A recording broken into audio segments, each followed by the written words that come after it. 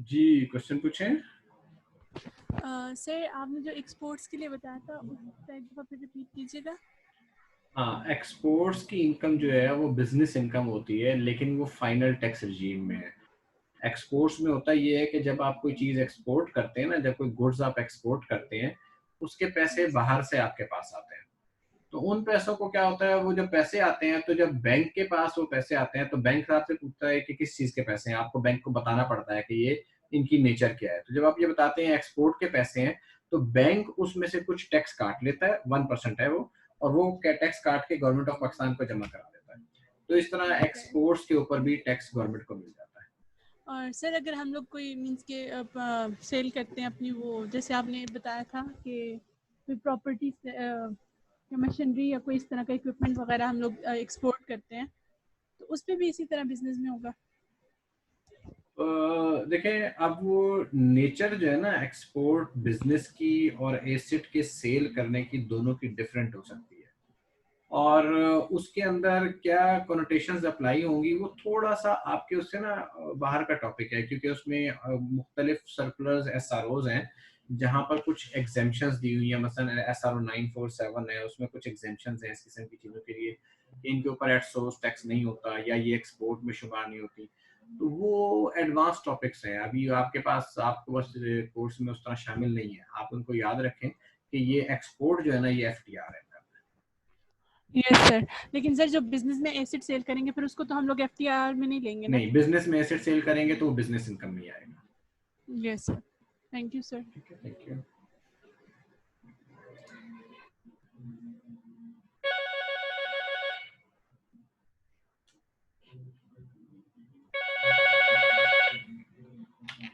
वालेकुम।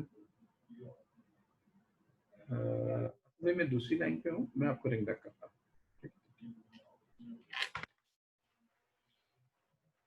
सॉरी। अच्छा जी, coming back to आपका जो टैक्स, अब हम पढ़ते हैं, नया टॉपिक है हमारा टैक्स क्रेडिट। बहुत सारे टैक्स क्रेडिट्स तो मैं आपको पहले बता चुका हूँ, लेकिन कुछ टैक्स क्रेडिट्स ऐसे भी हैं जो आपके कोर्स में शामिल हैं। आल्दो वो इंडिविजुअल के लिए नहीं है बल्कि कंपनी के लिए वो टैक्स क्रेडिट्स हैं। ठीक है।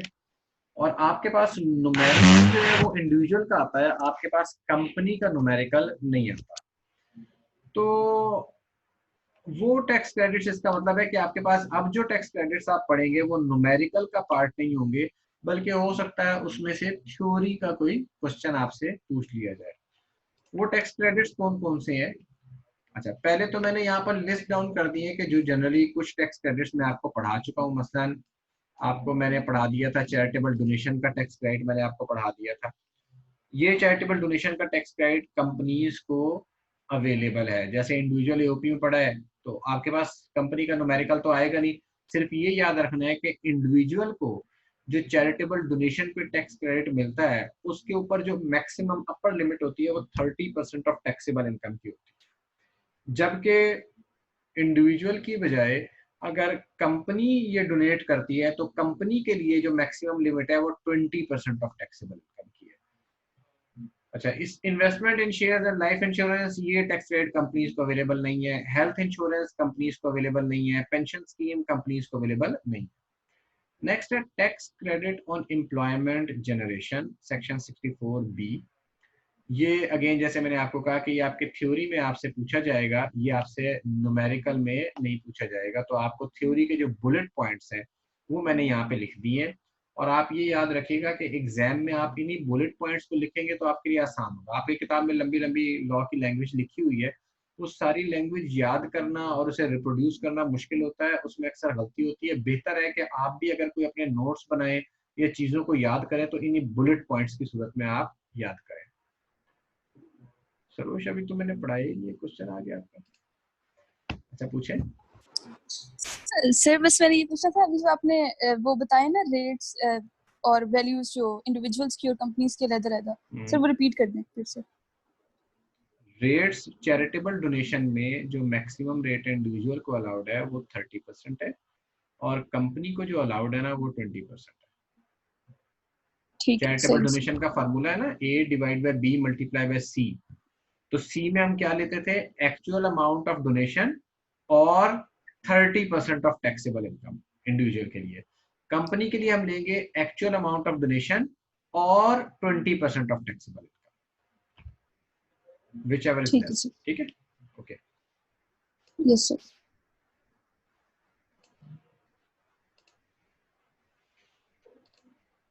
अच्छा जी, tax credit on employment generation. ये टैक्स क्रेडिट अब एक तरह से खत्म हो चुका है, जिनको मिलना मिलाना था ये मिल के फारिग हो गया, क्योंकि ये जून 30, 2019 इसकी लास्ट डेट थी, लेकिन अभी तक ये आपके कोर्स में शामिल है। अब ICAP को जरूरत है कि इसको अपडेट करे कोर्स को। बहरहाल चूंकि आपके कोर्स में लिखा हुआ है तो इसे आप पढ़ लें, शायद इतना इंपॉर्टेंट एग्जाम पर्सपेक्टिव से ना हो, क्योंकि अब ये एप्लीकेबल टैक्स क्रेडिट नहीं है। ये कहता है available to a company as a manufacturer incorporated under companies ordinance 1984। ऐसी कंपनी को मिलेगा जो मैन्युफैक्चरर है और कंपनीज ऑर्डिनेंस 1984 के तहत बनी है। अब मौजूदा ये कंपनीज एक्ट 2017 है। तो ये सर्विस सेक्टर की कंपनी के लिए नहीं है, ये सिर्फ किसके लिए है, मैन्युफैक्चरर कंपनी के लिए। उसके बाद क्या कहता है, कंपनी और मैन्युफैक्चरिंग यूनिट कब बनाओ, जुलाई 15 से जून 30, 2019 के दरमियान। तो इसलिए मैंने कहा अब तो टाइम गुजर गया, तो ये टैक्स क्रेडिट अब मौजूदा साल में अवेलेबल नहीं है जो आपका रेलेवेंट है। सेटअप डेट क्या है कि ये सेटअप डेट यानी क्योंकि ऊपर लिखा है ना company and manufacturing unit setup कब की जाएगी। सेटअप से क्या मुराद है कि जब कंपनी कम से कम अपनी ट्रायल या कमर्शियल प्रोडक्शन शुरू कर दे।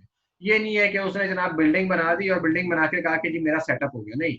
बिल्डिंग बनाए, उसके अंदर प्लांट एंड मशीनरी लगाए, प्लांट एंड मशीनरी लगा के और एक कम से कम ट्रायल प्रोडक्शन शुरू कर दे। कमर्शियल प्रोडक्शन शुरू कर दे तो वो भी अच्छी बात है, लेकिन अगर ट्रायल प्रोडक्शन भी शुरू कर दे तो फिर कहा जाएगा कि कंपनी सेटअप हो चुकी है। ये सेटअप इसलिए इंपॉर्टेंट होता है कि जून 30, 2019 के बाद अगर ये सेटअप हुआ, ट्रायल प्रोडक्शन जून 30, 2019 के बाद हुई, तो ये क्रेडिट नहीं मिलेगा क्योंकि ये एक्सपायर हो चुका जून 2019 के बाद। उसके बाद क्रेडिट क्या मिलेगा, credit equal to 2% of tax payable for every 50 employees registered with EOBI और ESSI। यानी जो सर टैक्स क्रेडिट होता क्या है सर, मतलब समझ नहीं आ रहा। टैक्स क्रेडिट बेटा ये तो इतने सारे टैक्स क्रेडिट मैं पढ़ा चुका हूँ आपको। चैरिटेबल डोनेशन का टैक्स क्रेडिट मैंने आपको पढ़ाया, पेंशन स्कीम का टैक्स क्रेडिट पढ़ाया आपको, इंश्योरेंस का टैक्स क्रेडिट पढ़ाया। वो जो टैक्स क्रेडिट क्या होता है, जो आपकी टैक्स लायबिलिटी को रिड्यूस करता है। आप टैक्स लायबिलिटी कैलकुलेट करते हैं, उस टैक्स लायबिलिटी में से फिर आपको टैक्स क्रेडिट मिलता है, यानी आपकी टैक्स लायबिलिटी गवर्नमेंट रिड्यूस कर देती है। एक्चुअल टैक्स लायबिलिटी ज्यादा होती है और इनके नतीजे में गवर्नमेंट आपको एक रियायत देती है। ठीक है, इसको उर्दू में कह सकते हैं कि टैक्स में रियायत का मिलना। तो वो टैक्स क्रेडिट क्या मिलेगा, tax credit equal to 2% of tax payable for every 50 employees. यानी फर्ज किया अगर मेरा टैक्स पेबल 100 रुपए है, तो अगर मैं 50 बंदे इंप्लॉय करूं तो 2% की रियायत मिल जाएगी, लेकिन 100 रुपए की बजाय मुझे कितना देना पड़ेगा, 98 रुपीज। ये 2% है, ये टैक्स क्रेडिट है। जब मैं टैक्स लायबिलिटी कैलकुलेट, अगर फर्ज किया मेरी 1 लाख रुपए की टैक्स लायबिलिटी है और मैंने 50 बंदे इंप्लॉय किए जिसको EOBI के साथ रजिस्टर करवाया, तो 2% यानी 1 लाख रुपए में से 2000 रुपए मुझे माफ हो जाएंगे और 98,000 रुपए का मुझे टैक्स जो है ना पे करना पड़ेगा। मैक्सिमम जो टैक्स क्रेडिट मिलता है वो 10% है, यानी पहले 50 बंदों पे 2%, अगले 50 बंदों पे 2% और मिल जाएगा तो 4%, उससे अगले पे 6% हो जाएगा, अगले 50 पे, उससे अगले 50 पे 8% हो जाएगा, और अगर 250 बंदे हो गए तो 10% हो जाएगा। अब 250 के बाद जितने मर्जी बंदे, मैं 300 रखूं, 400 रखूं, 500 रखूं, मैक्सिमम जो टैक्स क्रेडिट है वो कितना है, 10% ऑफ टैक्स पेबल। यानी अगर मेरी टैक्स लायबिलिटी जो है वो 1 लाख रुपए है और मैंने 500 बंदा एम्प्लॉय किया हुआ है, तो मेरी 1 लाख की बजाय मुझे गवर्नमेंट को कितने पर देने पड़ेंगे, 90,000 रुपए। 10,000 रुपए का मुझे 10% टैक्स क्रेडिट मिल जाएगा।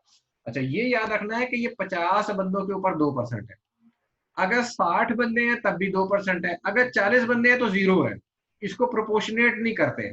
पूरे 50 है तो 50 है, 100 है तो 4% है, 150 है तो 6% है, 200 है तो 8% है, 250 है तो 10% है। 240 बंदे अगर होंगे तो 200 का क्रेडिट मिलेगा, ऊपर वाले 40 का नहीं मिलेगा। ठीक है। फिर ये आखिर में कहता है कि ये नो स्प्लिटिंग अप रिकंस्ट्रक्शन और रिकंस्टिट्यूशन ऑफ किसी पहले वाले यूनिट को जो है ना नया नाम दे के नहीं, कि पहले मैंने जनाब अपने यूनिट रखा हुआ था रूह अफ़ज़ा के नाम से, अब मैं जामी शीरी के नाम से उसका नाम तब्दील करके जामी शीरी रख दूं और मैं कहूँ ये तो नया यूनिट है, ऐसा नहीं होगा। और अगर बाद में कमिश्नर को पता लग गया कि आपने कोई गलत इंफॉर्मेशन फराहम की है तो कमिश्नर आपका जो है आपके खिलाफ जो है कार्रवाई करेगा और जो टैक्स आपने बचाया था वो सारे का सारा देना पड़ेगा, उसके ऊपर पेनल्टी भी लगेगी, डिफॉल्ट चार्ज भी लगेगा। तो ये है टैक्स क्रेडिट 64B का। आपके एग्जाम में इसी तरह से सवाल पूछा जाएगा 64B में टैक्स क्रेडिट की क्या कंडीशंस हैं, तो आप ये बुलेट पॉइंट्स उसमें लिख सकते हैं। जी क्वेश्चन पूछें। सर इसके अंदर जो 2% है, मतलब ये जो फॉर मतलब 50 एम्प्लॉइज है, तो ये अप टू 10 मतलब 10% तक जा सकते हैं सिर्फ 2% करके। जी बिल्कुल बिल्कुल बिल्कुल। और उसके बाद जितने मर्जी एम्प्लॉइज हो 10% तक ही जो है अलाउ होगा। मैक्सिमम यही मिलेगा। ठीक है, सही। और सर ये इसका यूनिट का क्या मतलब है कि हर कंपनी का जो विद इन एवरी कंपनी जो यूनिट होगा? कौन सा यूनिट? सर ये जो लिखा है इधर, company and manufacturing unit, unit से मुराद ये है कि वो जो उसका जैसे प्रेमिसेस है, जो जगह है, जिसे मैन्युफैक्चरिंग यूनिट कहते हैं ना, मैन्युफैक्चर करने की जो जगह है। अच्छा सही है, सही है, ठीक है, ठीक है सर। Yes sir. ओके।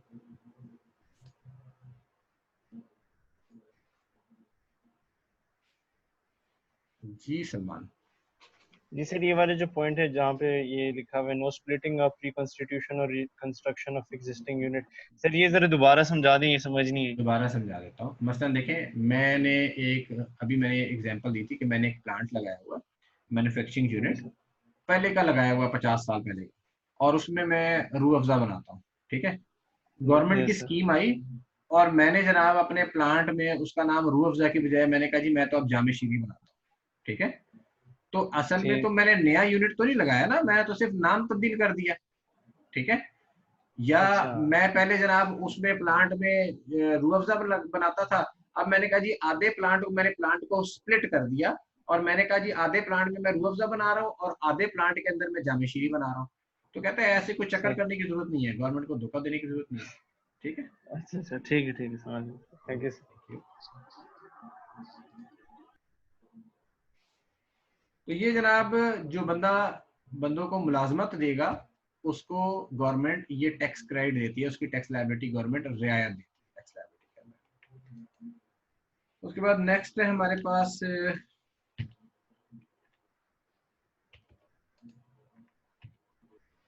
ये तो खैर डिलीट हो गया नाम से। हाँ, tax credits and exemptions. Health insurance का मैं आपको पढ़ा चुका हूँ। उसके बाद 64C, एक मिनट, चैट बॉक्स में किसी ने सवाल रखा है।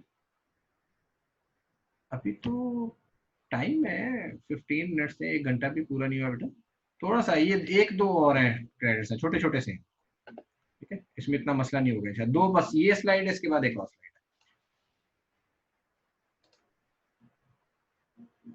2% भी मैन्युफैक्चरिंग को मिलता है। हाँ, ये है ही मैन्युफैक्चरिंग के लिए, सिर्फ मैन्युफैक्चरिंग वालों के लिए ही है ये 2% की रियायत।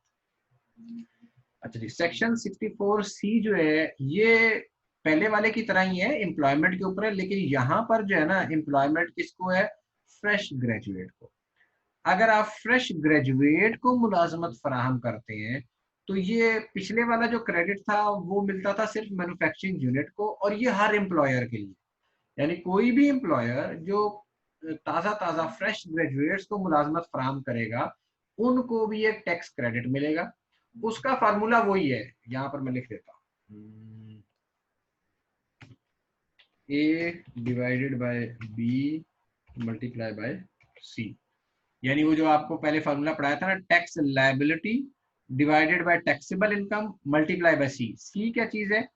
Actual salary paid to graduate employees, जितनी आपने उनको तनख्वाह दी, या जितने टोटल ग्रेजुएट्स थे वो 15% ऑफ टोटल एम्प्लॉइज से ज्यादा नहीं होने चाहिए। यानी अगर आपके पास 100 एम्प्लॉई है तो 100 में से अगर 20 नए ग्रेजुएट हैं तो आपको जो क्रेडिट मिलेगा 15 एम्प्लॉइज की सैलरी पर मिलेगा, उससे ज्यादा एम्प्लॉइज की सैलरी पर नहीं मिलेगा।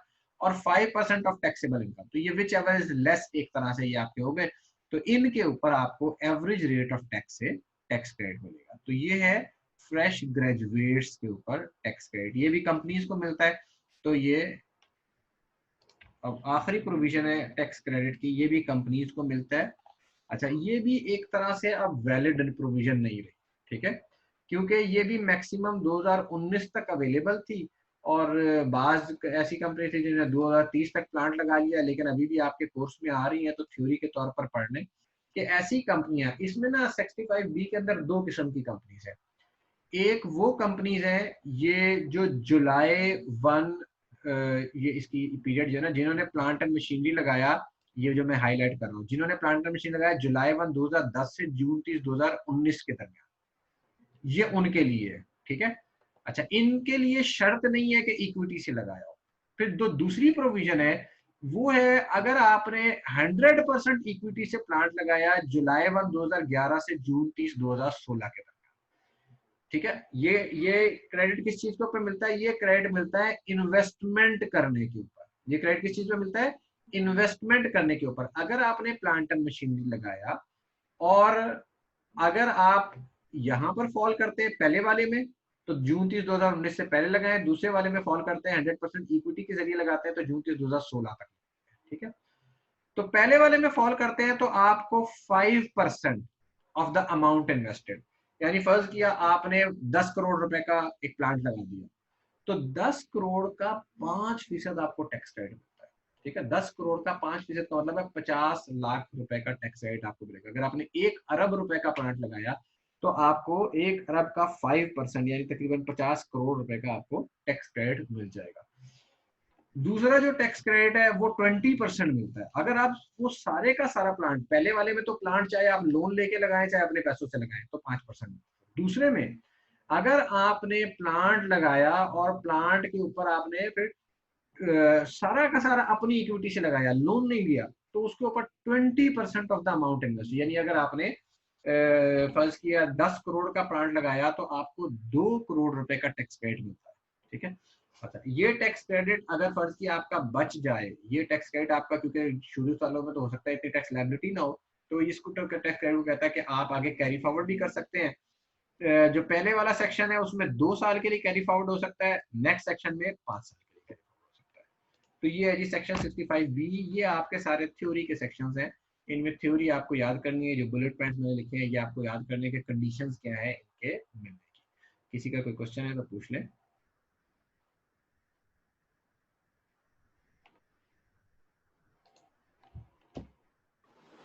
जी क्वेश्चन पूछें।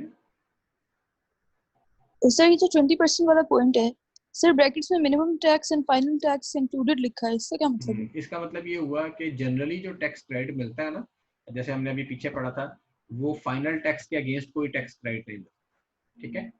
यहाँ पर फाइनल टैक्स के अगेंस्ट भी क्रेडिट मिल रहा है, यानी जो 65B में लोग हैं जो प्लांट एंड मशीनरी में इन्वेस्ट करते हैं, उनकी अगर फाइनल टैक्स की आमदनी है तो गवर्नमेंट कहती है तुम्हें उस पर भी माफ है, उसका भी क्रेडिट मिल जाएगा। ये खास प्रोविजन है जो पाकिस्तान में इन्वेस्टर को अट्रैक्ट करने के लिए, लेकिन ये इन्वेस्टर को अट्रैक्ट करने के लिए प्रोविजंस जो है ये मौजूदा गवर्नमेंट ने खत्म कर दिए, ये जून 30 2019 के बाद इन्होंने इसको एक्सटेंड किया। ठीक है, ये सारा सेक्शन सर? ये सारा सेक्शन, ठीक है सर।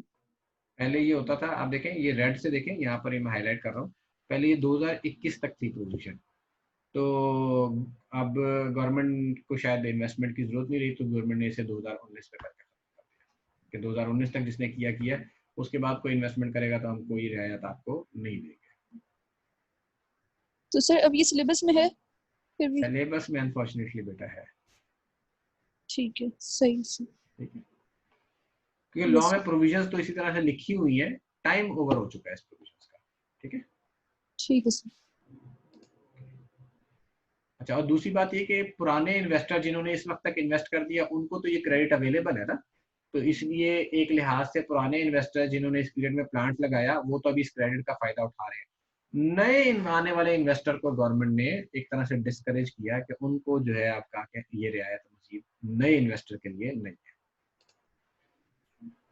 जी क्वेश्चन पूछें। सर अगर हमारे पास काफी ज्यादा टैक्स क्रेडिट एक साथ दी हुई हैं तो हम उनको किस ऑर्डर में करेंगे? सबसे पहले फॉरेन टैक्स क्रेडिट माइनस करते हैं, ठीक है, फिर उसके बाद चैप्टर 10 के टैक्स क्रेडिट्स हैं। चैप्टर 10 के टैक्स क्रेडिट्स कौन से हैं? वो जो मैंने आपको पढ़ाया था ना, charitable donation, insurance, shares, pension, ये सारे चैप्टर 10 के टैक्स क्रेडिट है। और सबसे आखिर में कोई टैक्स डिडक्टेड या कलेक्टेड एट सोर्स का टैक्स क्रेडिट है, वो माइनस करते हैं। ठीक।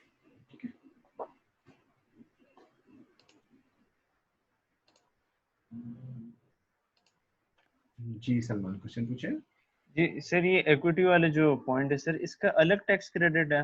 हाँ, यानी मतलब देखें दो मुख्तलिफ ने ना दो कैटेगरीज बना दी गवर्नमेंट ने। गवर्नमेंट ने कहा कि अगर अपना पैसा लगाओगे ना सारा तो तुम्हें मिलेगा टैक्स क्रेडिट 20%, ठीक है जी सर। और अगर तुमने फर्ज किया लोन लेके और इक्विटी लोन मिक्स करके पैसा लगाया तो क्रेडिट मिलेगा 5%।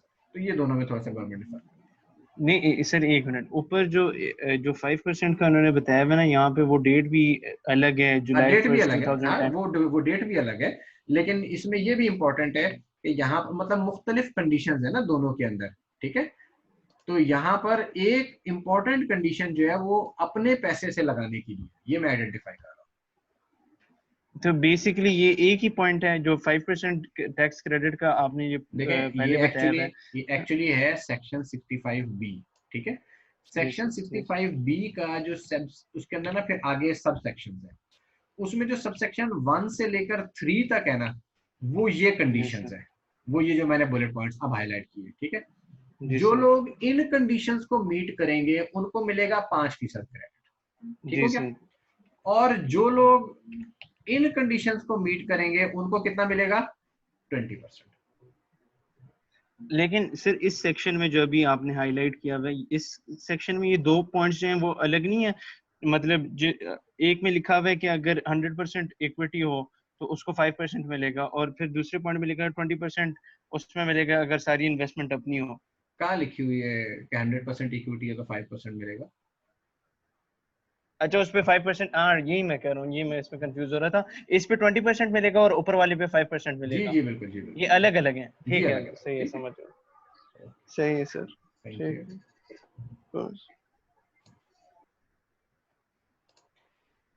जी किसी का कोई और क्वेश्चन है तो पूछें।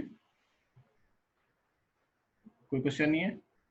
Okay, thank you very much. कल हम अगले टॉपिक्स की तरफ चलेंगे और इंशाल्लाह ताला we are moving towards our target of completing the course by 15 July. तैयारी रखें। ओके, अल्लाह हाफिज।